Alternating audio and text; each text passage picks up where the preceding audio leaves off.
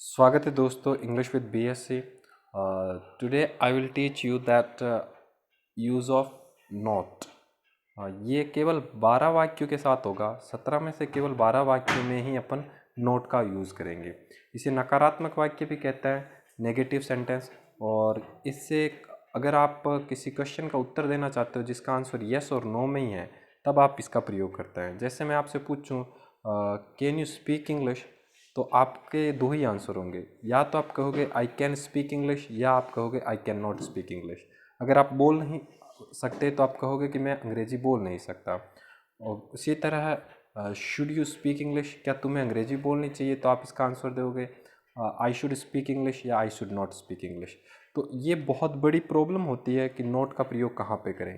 देखो दोस्तों, जब मैं सीख रहा था तब मैं ये सोचता था कि नोट का प्रयोग तीसरे स्थान पे होता है। जैसे पहला सब्जेक्ट, उसके बाद हेल्पिंग वर्ब और उसके बाद नॉट।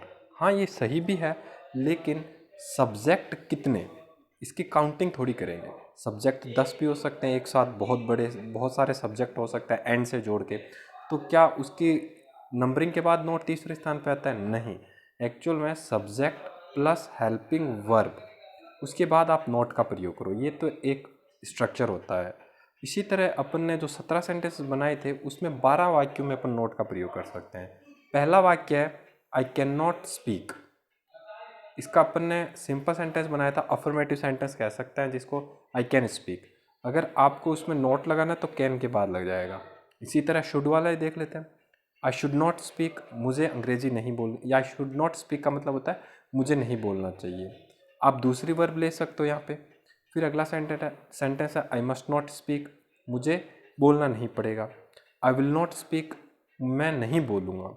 तो ये नकारात्मकता का भाव देता है। दोस्तों, आप इस तरह के सेंटेंसेस बनाओगे तो आपको आसानी से ये समझ आ जाएगा, और इसकी प्रैक्टिस है। देखो दोस्तों, किसी भी चीज़ को सीखने के लिए प्रैक्टिस बहुत ज़रूरी है। जितनी अच्छी आप प्रैक्टिस कर सकते हो उतनी अच्छी आपकी अंग्रेजी या कोई भी जो चीज़ सीख रहे हो वो हो सकते हो।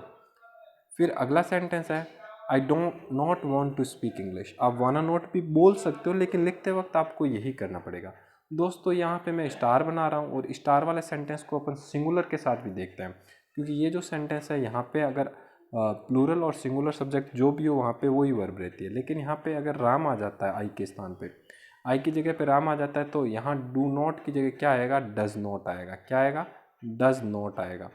ये थोड़ा ध्यान रखना। कोई भी सिंगुलर सब्जेक्ट आ जाता है तो वहाँ लगाएंगे Ram does not want to speak. फिर अगला सेंटेंस है, ये भी स्टार का सेंटेंस है, आई एम नॉट स्पीकिंग। ये आई के साथ एम आता है। अगर राम आ जाता है, ये आईएनजी वाला सेंटेंस है, आपको पता है कंटिन्यूस है, तो राम आ जाएगा तो क्या प्रयोग करेंगे? Ram is not speaking. और यू आ जाएगा तो क्या करेंगे? You are not speaking. लेकिन ये जो नोट है वो इज़ आर एम के बाद ही आ रहा है, ये आपको थोड़ा ध्यान रखना है। और आई हैव नॉट स्पोकन, यहाँ पे परफेक्ट वाला सेंटेंस है। अगर सिंगुलर होता है तो अपन क्या करेंगे? Ram has not spoken, Ram has not eaten, Hari has not eaten. ये इस तरह बन जाएगा। फिर अगला जो सेंटेंस है वो है I have not been speaking for 2 days। मैं 2 दिनों से नहीं बोल रहा हूँ। मैं अंग्रेजी नहीं बोल रहा होता तो यहाँ पे आ जाता I have not been speaking English for 2 days। देखो, यहाँ पे अपन को ध्यान रखना है, हैव और बीन के बीच में नोट आएगा। अगर सिंगुलर सब्जेक्ट होगा तो क्या बनेगा दोस्तों? Ram has not been speaking English. मैं देखो धीरे धीरे बोल रहा हूँ, आपको स्ट्रेस वाली चीज़ ध्यान रखनी है। नोट कहाँ पे प्रयोग कर रहा हूँ? Ram has not been speaking. आप इस तरह नहीं बनाओगे कि Ram has been not speaking, ये गलत होता है। आपको नोट का प्रयोग इन दोनों के बीच में करना है। देखो, बोलने में हमें तकलीफ़ होएगी, प्रॉब्लम हो सकती है, लेकिन आप जितना ज़्यादा बोलोगे, बार बार बोलते रहोगे, तो अपने आप ही वो टंग स्लिप होने लग जाएगी। जैसे I have not been, I have not been, I have not been, 4-5 बार बोला, फिर बोला Ram has not been, Ram has not been, तो इस तरह आपकी टंग वहीं पे स्लिप होएगी। फिर अगला सेंटेंस है आई डू नॉट स्पीक। ये भी अपना स्टार वाला सेंटेंस है। अगर यहाँ पे सिंगुलर होगा तो क्या बनेगा? Ram does not speak, Hari does not speak, she does not speak, Rahul does not speak. आप 5 सब्जेक्ट सिंगुलर ले लो और उसके साथ बोलते रहो। ये एक प्रैक्टिस होती है। जितनी आप, मैं तो कहता हूँ, फ्री बैठे रहते हो, 5 मिनट निकाल लिया करो। 5 मिनट आप इन सेंटेंसेस को कांच के सामने खड़े होकर बार बार बोलते रहो। एक ही सेंटेंस को बार बार बोलोगे तो आपके जो आई के साथ अगर क्लियर हो जाएगा। देखो कितने तो सब्जेक्ट है, मैंने 5 सब्जेक्ट बताए हैं। इससे ज़्यादा नाम होते हैं, नाम के अलावा कोई सब्जेक्ट होते ही नहीं अपनी स्पोकन में। मैंने तो यही देखा है, अपनी अंग्रेजी बन जाती है इससे। आप बोलोगे बार बार तो आपकी टंग स्लिप होएगी और आप में फ्लुएंसी और एक्यूरेसी भी आएगी।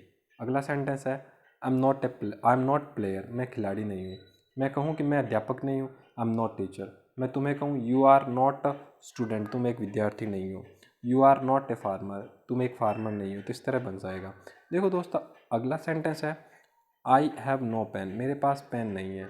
तो यहाँ पे नो मैंने इसलिए लगाया है क्योंकि ये एक एडजेक्टिव होता है। क्या होता है? एडजेक्टिव। नो एडजेक्टिव होता है, आपको ध्यान रखना है। नो क्या होता है? एडजेक्टिव होता है। ये अगर अपन पार्ट ऑफ स्पीच डीपली समझेंगे तब आप को बताएंगे। अभी आप क्या करो, केवल ये ध्यान रख लो, हैव नो ऑब्जेक्ट से पहले नो का प्रयोग करना है और वर्ब से पहले नॉट का प्रयोग करना है। या जैसे अगले वाले सेंटेंस में भी क्या है, there is not water in the, यहाँ नो भी, सॉरी यहाँ नो आएगा, नो नहीं, नॉट नहीं आता है। There is no water in the pond, और नोट भी लगाओ तो गलत नहीं है, वैसे आप कर सकते हो, बट लिखते वक्त ग्रामेटिक मिस्टेक नहीं हो, इसके लिए आपको यही ध्यान रखना है कि नो का प्रयोग करो।